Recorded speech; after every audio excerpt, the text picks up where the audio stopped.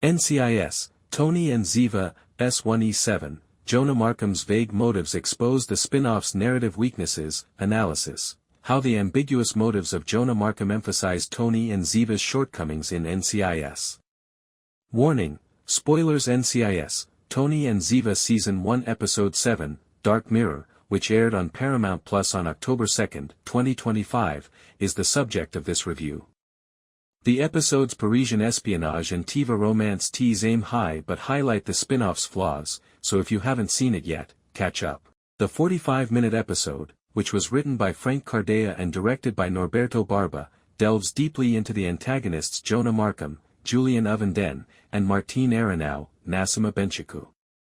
However, Markham's ambiguous motivations serve to reinforce the show's main problems, which include a convoluted conspiracy, underdeveloped antagonists, and repetitive emotional beats.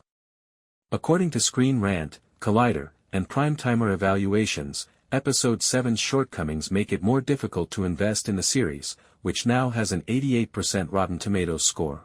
Recap of the episode with very few spoilers in order to monitor Jonah and Martine's scheme against Reigning Fire CEO Aaron Graves, Sean Pertwee, Tony DiNozzo, Michael Weatherly, and Ziva David, Cote de Pablo, go undercover as a power couple in Paris. The 2014 partnership between the two, which was formed out of mutual animosity for Graves' drone empire, is shown via flashbacks.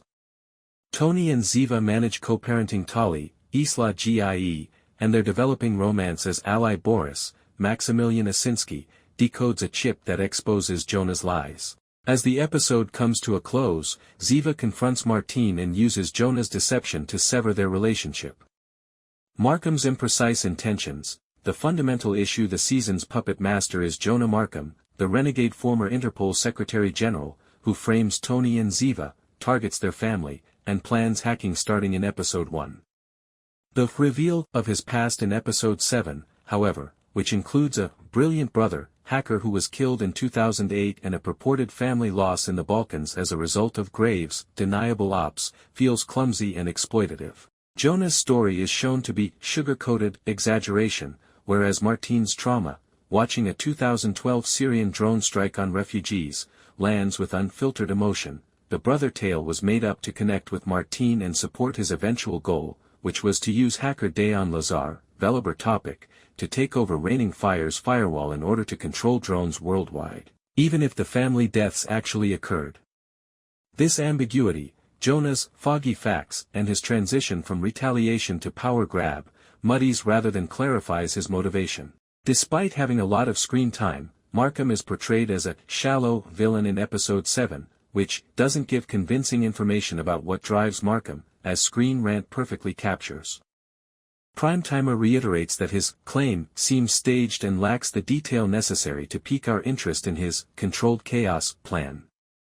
Why not hit Graves directly instead than framing Tony's company? What connection does his Serbian ancestry have to the betrayal by Interpol? Because of these flaws, Jonah is a cipher rather than a danger. How this strengthens the wider issues with the spin-off. Tony and Ziva's structural problems are exacerbated by Markham's opacity, which transforms possible thrills into eye rolls. Inadequately developed adversaries reduce the stakes. Jonah's darker, more manipulative core, fandom wire, remains surface level, a dark empath according to Archie's analysis, but lacks depth. Martine's no kids code is broken by Jonah's Tali ploy, and her flashbacks attempt to humanize but are overtaken by confusing exposition. One partner's not revealing the whole truth, as noted by Soap Central, irritates rather than captivates, making the Reigning Fire plot seem like a MacGuffin. TV beats overshadow villain depth time and time again.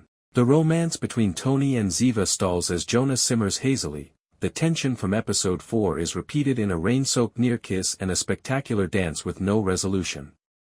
According to Screen Rant, this shaky ground undermines plausibility in every aspect of the story, from Jonah's journey to Tiva's link.